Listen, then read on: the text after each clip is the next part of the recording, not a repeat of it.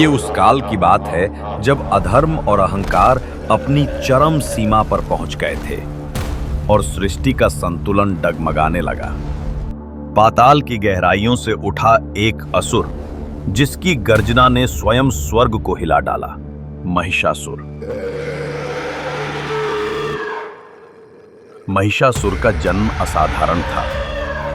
उसके पिता असुरों के राजा रंभ, जिन्हें वरदान था कि उनकी संतान परम शक्तिशाली होगी, और उसकी माता जिसका मुख भैंस के समान था।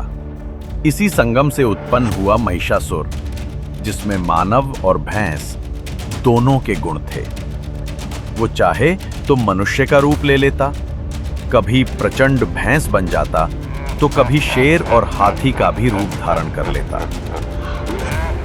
किंतु उसका सबसे भयावह और वास्तविक रूप था एक विराट विकराल भैंस, जिसकी गर्जना से पर्वत कांप उठते थे और आकाश तक थर्रा जाता था। महिषासुर जिसकी आंखों में पिघले हुए लावे सी ज्वाला जल रही थी, पृथ्वी उसके आतंक से थर्रा उठी थी। उसके आतंक और भय के आगे कोई टिक नहीं सकता था, न मानव न देवता, क्योंकि स्वयं ब्रह्मा से उसे एक शक्तिशाली वरदान मिला था। न कोई देव, न कोई दानव, न कोई पुरुष उसे कभी कोई नहीं मार सकेगा।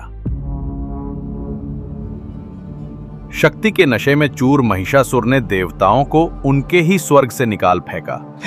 तीनों लोग उसके आतंक से कांप उठे। जब सारी शक्तियां हार जाती हैं, तब एक ही शक्ति उठती है, सृजन की शक्ति, संहार की शक्ति, मातृशक्ति, परम शक्ति।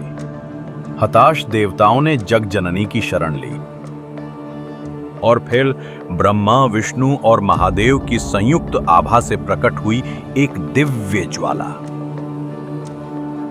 और उस ज्वाला से जन्मी स्वयं देवी, 10 भुजाओं वाली, सहस्त्र सूर्यों के समान तेजस्विनी, अजय दुर्गा। अपने शेर पर सवार होकर उन्होंने हुंकार भरी, जिसकी गूंज तीनों लोकों में फैल गई। उनकी वाणी शांति भरी, परंतु गर्जन सी प्रचंड थी। महिषासुर, आज तेरा अंत निश्चित है। सामना कर उस शक्ति का जिसे तूने कभी तुच्छ समझा। महिषासुर हंसा। धरती उसके भार से कांप उठी और प्रारंभ हुआ वो महायुद्ध जिसने सृष्टि की नींव हिला दी। 9 रातें और 10 दिन देवी और महिषासुर का रण चलता रहा। पहली रात उनके बाण उल्काओं से प्रज्वलित हुए। दूसरी रात उनका त्रिशूल पर्वत चीर गया। तीसरी रात उनकी तलवार ने मायावी जाल काट डाला। रात दर रात धरती थर्राई, गगन गड़गड़ाया। अग्नि और रक्त की नदियां युद्ध भूमि में बह चली। किंतु महिषासुर साधारण असुर नहीं था। हर बार गिरकर वो पुनः उठ खड़ा होता, अपना रूप बदलता, कभी शेर, कभी हाथी, कभी मनुष्य, कभी भैंसा। हर सुबह उसका अहंकार और प्रबल हो उठता। 10वें दिन युद्ध भूमि में मौन छा गया। महिषासुर अपने विराट भैंसाकार में पर्वत सा गर्जता हुआ दौड़ा। देवी अचल खड़ी रही।